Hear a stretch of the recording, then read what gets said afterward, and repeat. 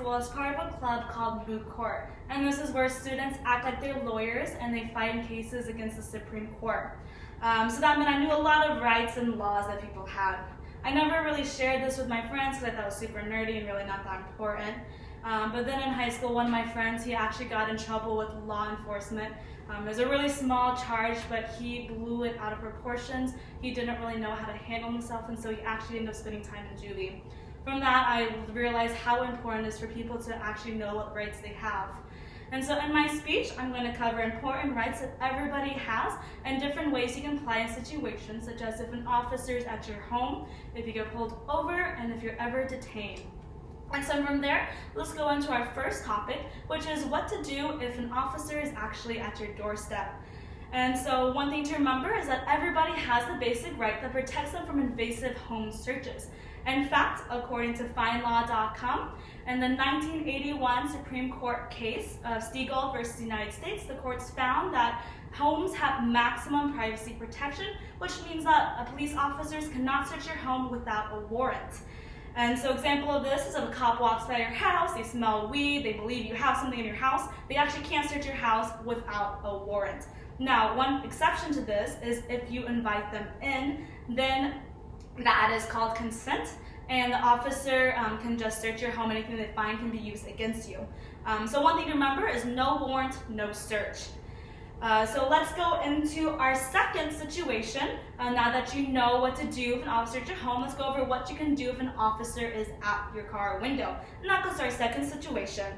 And so the easiest way to avoid conflict is by following the law and not getting pulled over. Now, obviously, you can't control if an officer pulls you over. And one thing I want you to keep in mind is that an officer can pull you over for so many different law violations that's almost impossible to bring a case against them for racial biases or stereotyping or anything like that.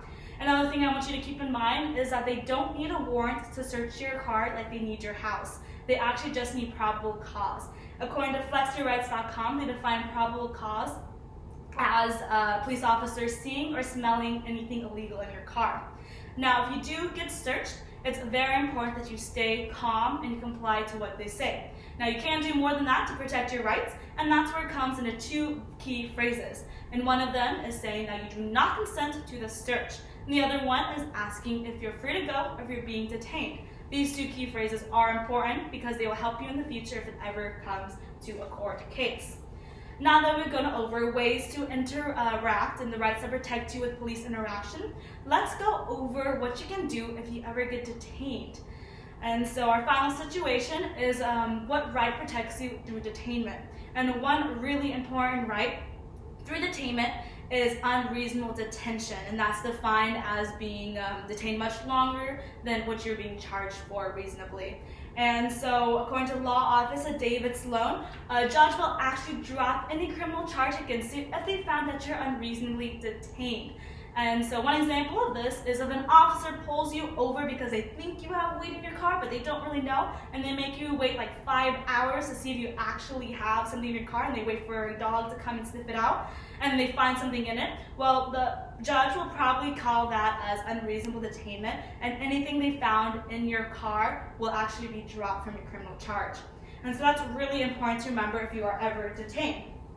So to conclude, through my speech, I hope you've learned the rights, why it's important to know your rights and ways you can apply it in different situations, such as an officer being at your home, if you're ever pulled over, and if you're ever detained. Now, I understand completely that if you ever find yourself in this situation, you'll probably be so nervous and you'll probably forget anything I told you. And so I have actually 3 easy ways to remember how through a cool little tip.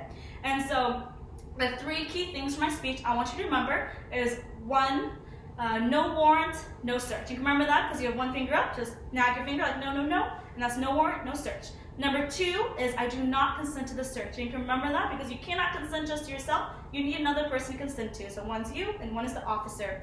And then the third important thing to remember is asking the officer, am I being detained or am I free to go? And if you remember this, because you have 3 fingers up, 1 finger is you, 1 finger is the officer, and the 3rd finger is the detainment place, either jail or prison, anything like that.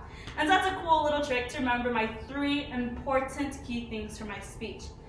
I hope you guys never find yourself in a situation where you need this, but if you do, you now know important rights that will protect you.